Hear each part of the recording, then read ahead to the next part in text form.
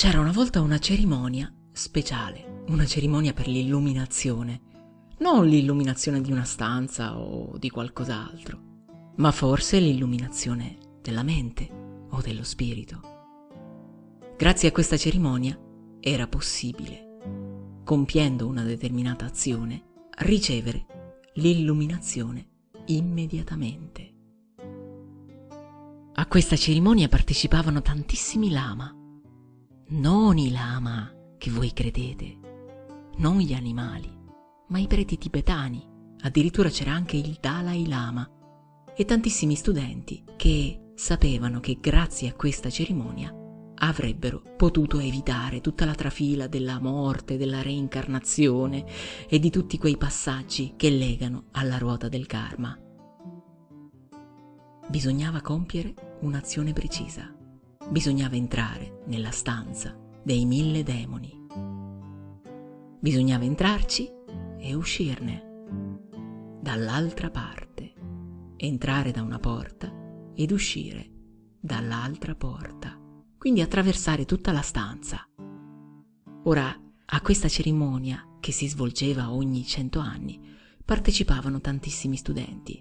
Però, non appena veniva spiegato loro che una volta entrati in questa stanza tutte le loro più terribili paure si sarebbero materializzate, alcuni si ritiravano subito, perché in questa stanza i demoni avevano la capacità di leggere le paure più nascoste delle persone e di materializzarle davanti a loro.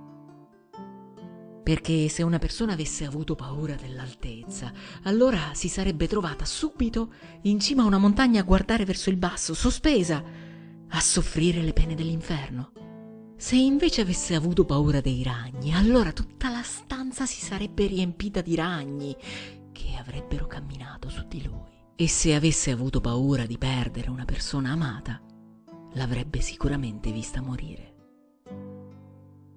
E allora molti si ritiravano perché una volta entrati in questa stanza, dietro la prima porta non c'era una maniglia per poterne uscire. Bisognava attraversare tutta la stanza e trovare la seconda porta, la porta di uscita, la maniglia che avrebbe portato all'uscita di questa stanza. E una volta entrati, molti erano stati torturati fino alla morte da questi demoni, da queste paure. Solamente pochi erano riusciti ad attraversarla tutta e questi pochi avevano alcuni consigli.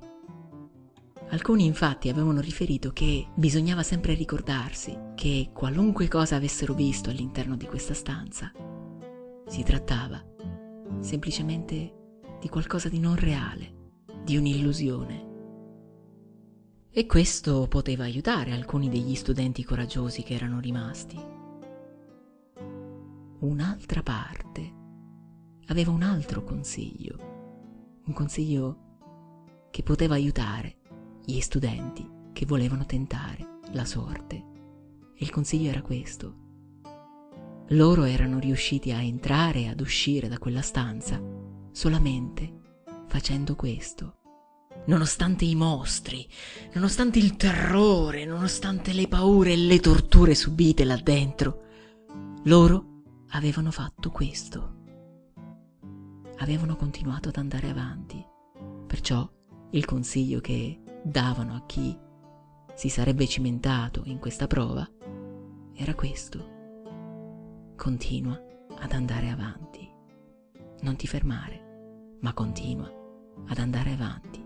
Alla fine troverai la porta d'uscita, troverai la maniglia da girare per uscire dalla stanza dei 1000 demoni.